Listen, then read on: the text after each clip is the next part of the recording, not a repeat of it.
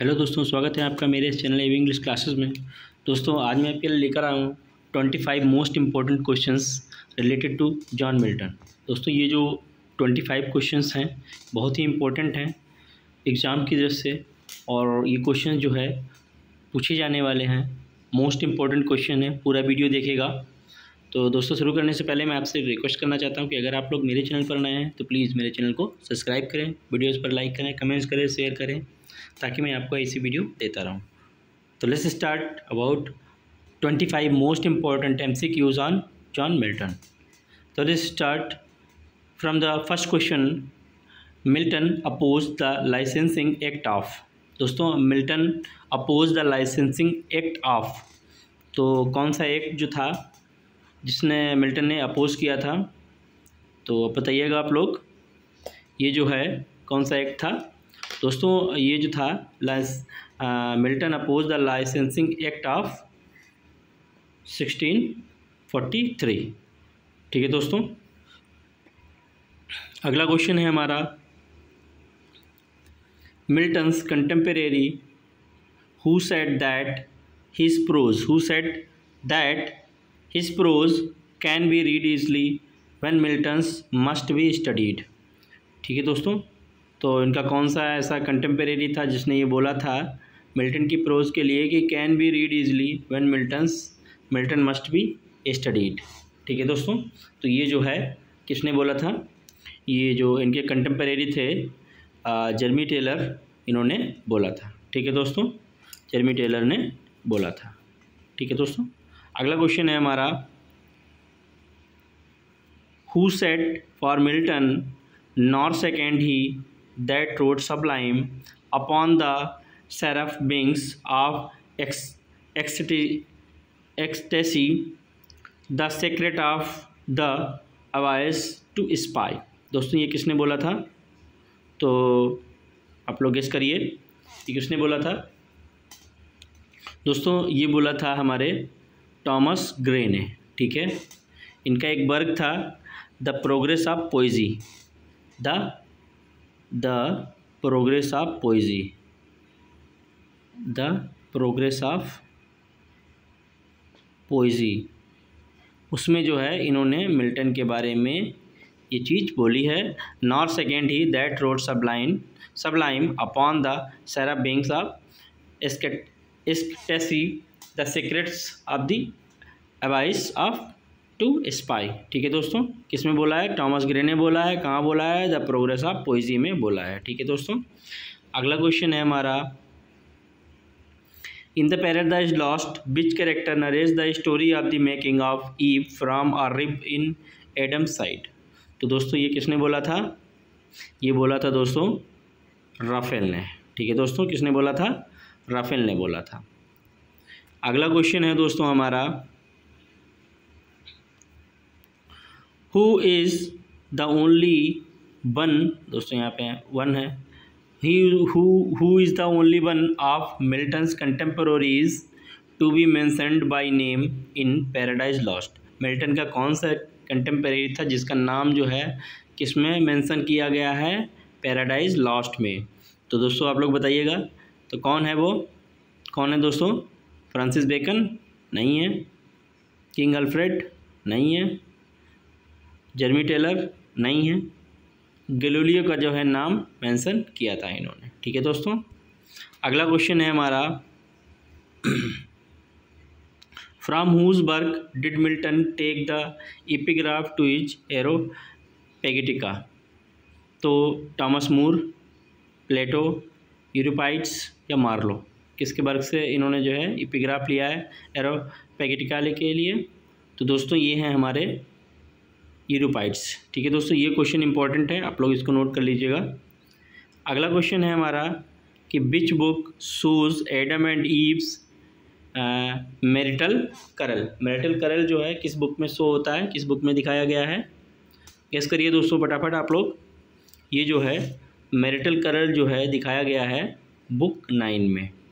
तो हमारा question answer number B बिल्कुल सही है, बुक 9 में जो है मैरिटल करल दिखाया गया है। ठीक है दोस्तों, अगला क्वेश्चन है हमारा। The opening 16 lines of paradise lost comprise 1 sentence, 2 sentence, 3 sentence या 4 सेंटेंस। तो दोस्तों जो 16 लाइंस हैं वो हमारी 1 सेंटेंस में ही है, ठीक है, सिंगल सेंटेंस में 16 लाइंस हैं वो। ठीक है दोस्तों, अगला क्वेश्चन है हमारा कि when was Milton born, Milton का जन्म कब हुआ है दोस्तों।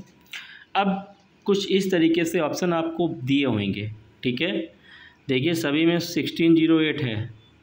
अब आपको डेट कनेक्ट जो है चूज करनी है, तो कौन सी डेट है वो, 8 दिसंबर 1608 है, 8 नवंबर 1608 है, 9 दिसंबर 1608 है या 9 नवंबर 1608 है। इस तरीके से आपको कंफ्यूज किया जाएगा दोस्तों, इस तरीके से ही क्वेश्चन आएगा। तो दोस्तों इनका जन्म जो था 9 दिसंबर 1608 में हुआ था, ठीक है दोस्तों। उसके बाद in which city was Milton born, Milton जो है किस सिटी में बॉर्न हुए थे, Oxford, California, Stratford upon Avon या लंदन। दोस्तों मिल्टन का जन्म जो है कहाँ हुआ था, लंदन में हुआ था, ठीक है दोस्तों। अगला क्वेश्चन है हमारा,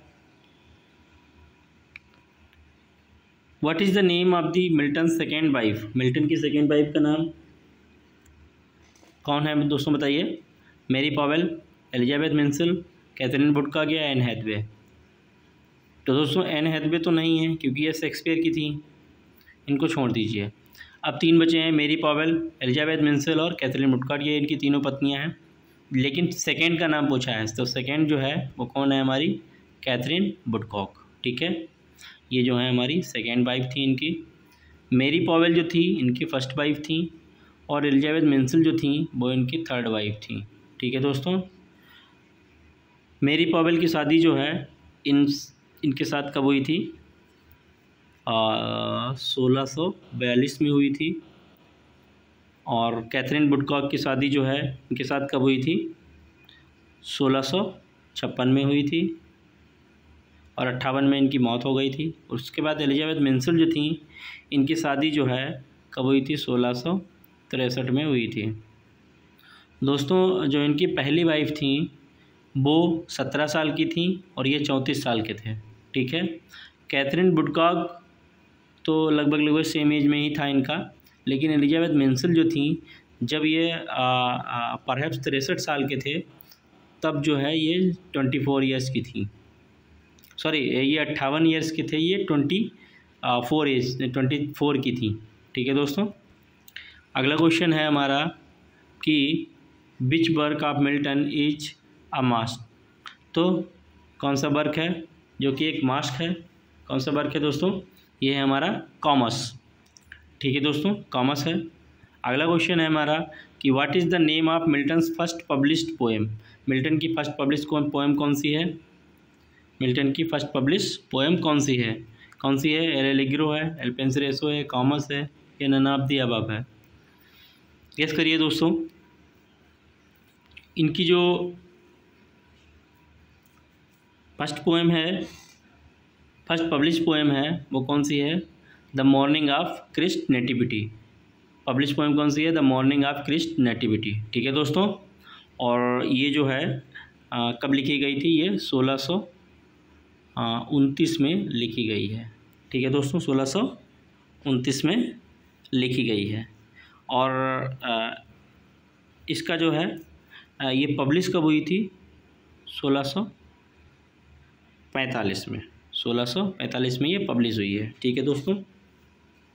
और जब ये 21 ईयर के थे तब इन्होंने ये पोएम लिखी थी, 21 ईयर के थे तब इन्होंने पोएम ये लिखी थी, ठीक है दोस्तों।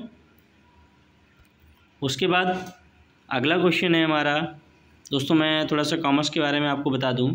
ये कॉमर्स जो था इसका जो फुल टाइटल था, ए मास्क प्रेजेंटेड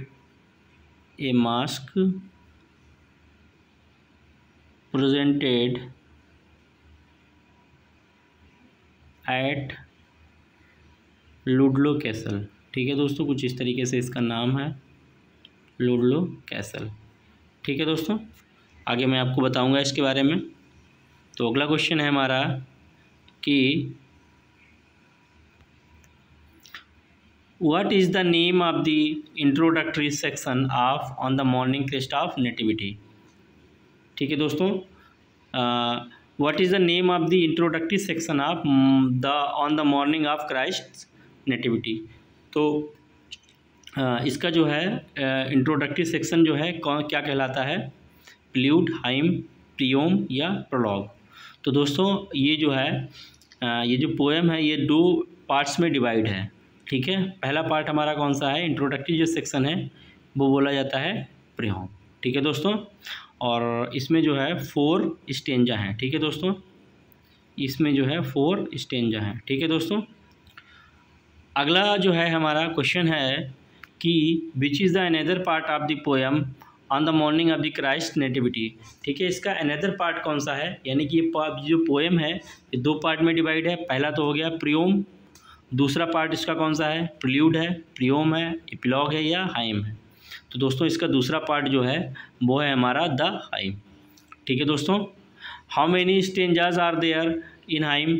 तो हाइम में कितने स्टेंजा हैं दोस्तों, 25, 27, 30 या 32, कितने हैं गैस करिए आप लोग।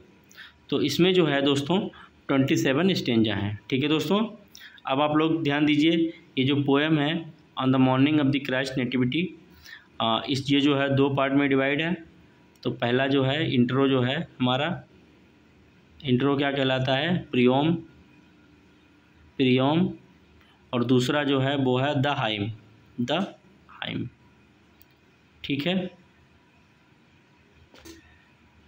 प्रियोम में जो है कितने हैं, 4 स्टेंजा हैं, और द हाइम में कितने हैं, 27 स्टेंजा। ठीक है, स्टेंजा। ठीक है दोस्तों, क्लियर हो गया। चूँकि ये इंपॉर्टेंट पोएम है, इनकी फर्स्ट पब्लिश पोएम है, इसलिए जो है आप लोग इस पर ध्यान दीजिएगा। उसके बाद अगला क्वेश्चन है हमारा, अगला क्वेश्चन है कि which work was written on Edward King. Which work was written on Edward King. तो कौन सा है वर्क दोस्तों, Simpson against Lycidas, tenure of the kings या reason of the church government. तो दोस्तों ये जो है एडवर्ड किंग के ऊपर इन्होंने कौन सा लिखा है वर्क, लुसिडस। आपको पता होना चाहिए ये जो है क्या है, एक पास्टोरल एलिजी है, पास्टोरल एलिजी है। और ये कब लिखी गई थी, ये जो है 1637 में लिखी गई है। ठीक है दोस्तों, 1637 में ये लिखी गई है, पास्टोरल एलिजी है। ये पूछा जा सकता है कि एडवर्ड किंग जो है इनके किस कॉलेज के फ्रेंड थे। ठीक है दोस्तों, तो ये जो जब कैम्ब्रिज में पढ़ते थे, कैम्ब्रिज यूनिवर्सिटी में, कैम्ब्रिज यूनिवर्सिटी के ये फ्रेंड थे। ठीक है दोस्तों, ये कैम्ब्रिज यूनिवर्सिटी के क्या थे, इनके फ्रेंड थे, कौन, एडवर्ड किंग। ठीक है दोस्तों, अगला क्वेश्चन है, और ये भी पूछा जा सकता है कि एडवर्ड किंग जो है कैसे मरा था। ठीक है, तो ये ड्राउन होकर के मरा था, डूब कर, ड्राउनिंग बाय ड्राउनिंग मरा था। ठीक है, ये बाय ड्राउनिंग मरे थे, यानी डूब कर मरे थे। अगला क्वेश्चन है हमारा कि what classical god is invoked in Lycidas to mourn Edward King. तो कौन से क्लासिकल गॉड को जो है, गॉड जो है इन्वोक करता है लिसिडस में, किसको, मॉर्न करने के लिए, एडवर्ड किंग को मॉर्न करने के लिए। ठीक है दोस्तों, कौन है, ट्रिटन है, नेपच्यून है, कॉमस है या अपोलो है। तो दोस्तों जो इसमें क्लासिकल गॉड दिखाए गए हैं जो कि इन्वोक करते हैं किसके, इनके टू मॉर्न एडवर्ड किंग, वो है हमारा अपोलो। ठीक है दोस्तों, अपोलो। उसके बाद when did Milton die, Milton कब मरे थे। अब दोस्तों आप लोग टीजीटी वाले ज़रूर ध्यान रखें इसका कि जो है चेंज हो गया है सब कुछ, और मतलब जो क्वेश्चन का पैटर्न अब बहुत ही अलग कर दिया है। अब जो है वो आपको भ्रमित करेगा। 8 दिसंबर 1674, 8 नवंबर 1664, 8 दिसंबर 1664 या 8 नवंबर 1674। तो दोस्तों क्वेश्चन नंबर 19 का है आंसर, बताइए। तो ये जो है डेट याद रखिएगा कि 8 नवंबर 1674 में इनकी डेथ हुई थी। अगला क्वेश्चन है कि what is the name of the women who inspired Milton sonnet sequence. तो ऐसी कौन सी उस वुमेन का नाम बताइए जो कि जिसने मिल्टन को इंस्पायर किया था सोनेट सीक्वेंस के लिए। ठीक है दोस्तों, तो ये कौन है हमारा, मेरी पॉवेल, कैथरीन वुडकॉक, मिन्सुल या लियोनारा बरोनी। तो दोस्तों एक लेडी थी, ये लियोनारा बरोनी, ये एक सिंगर थी, इसने बहुत ज़्यादा इंस्पायर किया था मिल्टन को सोनेट सीक्वेंस लिखने के लिए। ठीक है दोस्तों, अगला क्वेश्चन है हमारा कि which work of Milton written for the Earl of Bridgewater's family.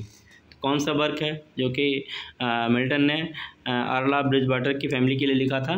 तो दोस्तों ये जो वर्क है हमारा कौन सा है, कॉमस है, टेनर ऑफ द किंग्स है, सैमसन एग्निस्ट है या लिसिडस है। तो दोस्तों ये जो वर्क था ये हमारा कॉमस था। ठीक है दोस्तों, कॉमस। ठीक है दोस्तों, कॉमस क्या है, इसका टाइटल मैं आपको बता चुका हूँ। इसका टाइटल है a masque presented at Ludlow Castle. ये दोस्तों जो है 1634 में लिखा गया था। ठीक है दोस्तों, और पब्लिश जो है ये हुआ था 1637 में। ठीक है, ये रिटन है और ये पब्लिश है। ठीक है दोस्तों, उसके बाद हम लोग बात करते हैं अगला क्वेश्चन की। अगला क्वेश्चन है कि ये दोस्तों क्वेश्चन इंपॉर्टेंट है कि what is the name of water nymph in Comus. Comus में वाटर निम्फ का नाम क्या होता है, म्यूज़, सबरीना, कॉमस या ट्रिटन। तो दोस्तों क्या होता है उसका नाम, जो वाटर निम्फ है वो कौन है, हमारी सबरीना है। ठीक है दोस्तों, वाटर निम्फ कौन है, सबरीना। ठीक है दोस्तों, और इसमें कॉमस जो होता है रिवर गॉड है। ठीक है, और ट्रिटन जो है सी गॉड है। ये रिवर गॉड कॉमस और ट्रिटन सी गॉड। उसके बाद अगला क्वेश्चन है हमारा कि what is the name of Milton's nephew who published his work posthumously. तो मिल्टन के नेफ्यू का नाम आपको बताना है, कौन था, Thomas Newton, George Milton, John Milton the younger, William Hale. तो कौन है दोस्तों, ये था इनके नेफ्यू का नाम था, क्या था इनके नेफ्यू का नाम दोस्तों, इनके नेफ्यू का नाम था जॉन मिल्टन द यंगर। ठीक है दोस्तों, अगला क्वेश्चन है हमारा which work of John Milton's is an elegy written in the memory of his mother and his friend डियोडटी।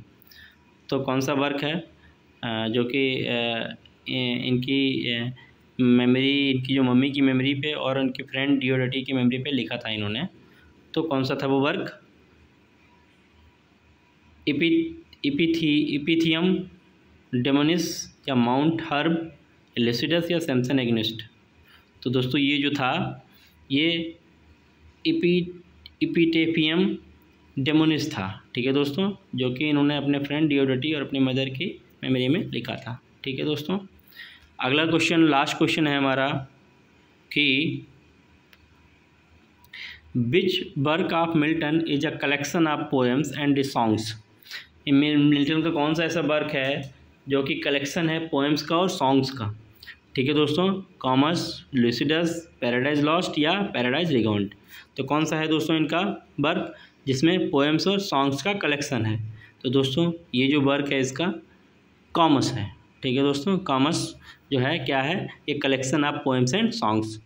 ठीक है दोस्तों, ये थे हमारे मोस्ट इंपॉर्टेंट 25 क्वेश्चंस। अगर आपको मेरा कंटेंट अच्छा लगा हो तो प्लीज़ मेरे चैनल को सब्सक्राइब करें, वीडियोस पर लाइक करें, कमेंट्स करें, ज़्यादा से ज़्यादा शेयर करें ताकि मैं आपको ऐसी कंटेंट देता रहूं। और आप लोग जो आपके सब्सक्रिप्शन से मेरा हौसला अफजाई बढ़ता है और मैं लगातार कुछ ना कुछ बेहतर देने की कोशिश करता रहता हूँ। ठीक है दोस्तों, मिलते हैं नेक्स्ट वीडियो में, तब तक के लिए bye bye, thank you so much.